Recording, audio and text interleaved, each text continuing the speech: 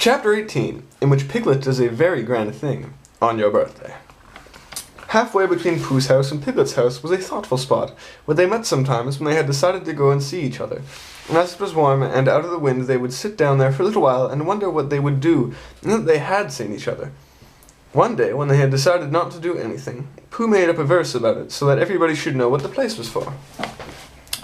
This warm and sunny spot belongs to Pooh, and here he wonders what's going to do.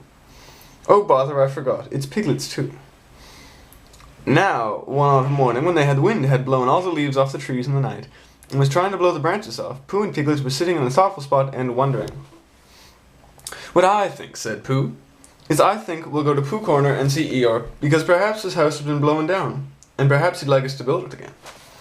What I think, said Piglet, is that we'll go and see Christopher Robin, only he won't be there, so we can't. Let's go and see everybody, said Pooh, because when you've been walking in the wind for miles and you suddenly go into somebody's house and he says, Hello, Pooh, you're just in time for a little snackerel of something. If you are, then it's what we call a friendly day.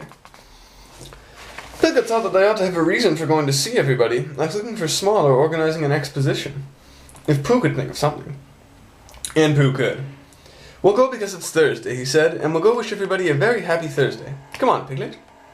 They got up, and when Piglet had sat down again because he didn't know the wind was so strong, and had been helped up by Pooh, they started off. They went to Pooh's house first, and luckily Pooh was home. And just as they got there, so he asked them in, and they had some, and then they went on to Kanga's house, holding on to each other and shouting, Isn't it? And what? And I can't hear. By the time they got to Kanga's house, they were so buffeted that they stayed out to lunch. Just as it seemed rather cold outside afterwards, so they pushed on to Rabbits as quickly as they could. And there was Piglet and Pooh getting buffeted by the wind. Pooh! We've come to wish you a very happy Thursday, said Pooh, when he had gone in and out once again or twice, just to make sure that he could get out again. Why, what's going to happen on Thursday? Asked Rabbit. Asked Rabbit. And when Pooh had explained, and Rabbit, whose life was made up of important things, said, Oh, I thought you'd really come about something, and sat down for a little, and by the by, Pooh and Piglet went on again. The wind bell has behind them now, so they didn't have to shout. Oh. I'm not breathing, I'm having such a good day. Happy birthday, love. Rabbit's clever, said Pooh, thoughtfully. Yes, said Piglet, Rabbit's clever. And he has a brain. Yes, said Piglet, Rabbit has a brain. There was a long silence. I suppose, said Pooh, that's why he never understands anything. Christopher Robin was home by this time, because it was the afternoon, and he was glad to see them that they stayed there until nearly tea time. And then when they had a very nearly tea, which is one you forgot about afterwards, and had hurried off to Pooh Corner, so as to see Eeyore before it was too late to have a proper tea with Owl. Hello, Eeyore, they called out cheerfully. Ah, said Eeyore, lost your way. We just came to see you, said Piglet, and to see how your house was. Look, Piglet, it's still standing.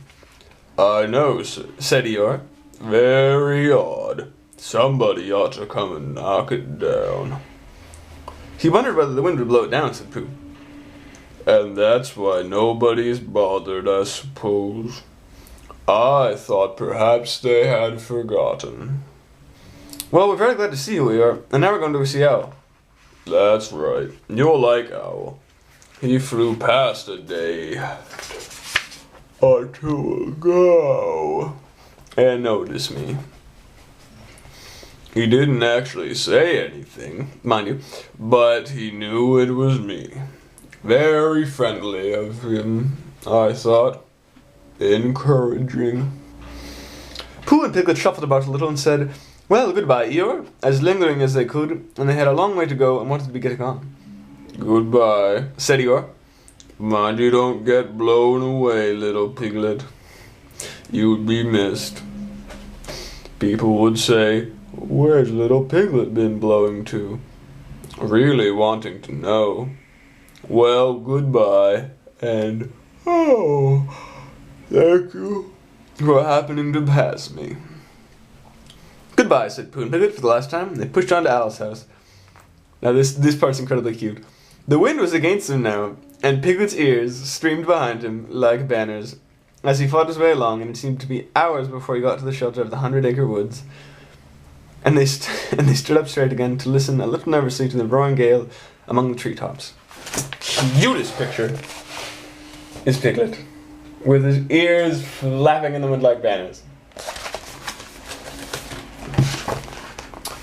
Suppose the tree fell down, Pooh, when we are underneath it. Supposing it didn't, said Pooh after careful thought. Piglet was comforted by this, and in a little while they were knocking and ringing very cheerfully at Owl's door. "Hello, Owl," said Pooh. "I hope we're not too late how are you, Owl? Piglet and I just came to see how you were because it's Thursday." "Sit down, Pooh, sit down, Piglet," said Owl kindly. "Make yourselves comfortable." They thanked him and made themselves as comfortable as they could. "Because you see, Owl," said Pooh, "we've been hurrying so as to see you before you went away again." Owl nodded solemnly. "Correct me if I am wrong," he said, "but I am right in supposing that it is a very blusterous day outside." "Very," said Piglet, who was quietly thawing his ears and wishing that he was safely back home in his own house. "I thought so," said Owl. "It was just such a blusterous day as this my Uncle Robert, a portrait of whom you see upon the wall to your right, Piglet, while returning in the late afternoon from a—" "What's that?" "There was a loud cracking noise." Here's a wonderful picture of Pooh and Piglet standing outside of a huge tree, and Piglet wishing she was back inside. He was back inside. "Look out!" cried Pooh. "Mind the clock! Out of the way, Piglet! Piglet, I'm falling on you!" "Help!" cried Piglet. Pooh's side of the room was slowly tilting upwards. And here's Piglet and Pooh falling over in the kerfuffle. His chair began sliding down on Piglet's. The clock slithered gently along the mantelpiece, collecting into vases on the way, until they had all crashed together to see... I don't know, on the floor. What was now trying to see what it looked like as a wall. Uncle Robert, who was going to be the new hearth rug, and was bringing the rest of the wall with him as a carpet, met Piglet's chair just as Piglet was expecting to leave it, and for a little while it became very difficult to remember what really was north. Then there was another loud crack, and Owl's room recollected itself feverishly, and there was silence. In the corner of the room, the tablecloth began to wriggle. Then it wrapped itself into a ball and rolled across the room, and then it jumped up and down twice and pulled out two ears. It rolled across the room and unwound itself. Aww, these are so cute. "Pooh?" said Piglet nervously. "Yes," said one of the chairs. "Where are we?" "I'm not quite sure," said the chair.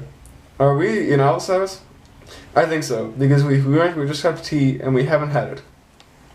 "Oh," said Piglet. "Well, did Owls always have a letterbox on his ceiling?" "Has he?" "Yes, look." "I can't," said Pooh. "I'm facing downwards under something. And that, Piglet, is a very bad position for looking at ceilings." "Well, he has, Pooh. Perhaps he's changed it," said Pooh, "just for a change." Oh, and here is an adorable picture of a rug starting to wriggle, and then rolling, and finally unwinding itself. Look at the little foot! Ah, this is such a good story. There was a disturbance behind the table and in the other corner of the room, and Owl was with them again. And we'll see how that ends up going, because I'm curious as to Piglet's grand thing. But today is your grand day, because it is your birthday. And it's your day to shine, and it's your day to also have silly exams. But when those are done, you'll have ample reason to celebrate, let me tell you. Alright, sweetheart. I love you dearly. I'm hoping to Skype with you sometime soon. I don't know if you want to study during your exam period. And that might be smarter, because I'll stay up as late as I possibly can tonight. And that way we can Skype later, after you may have got your special something. And then you'll also...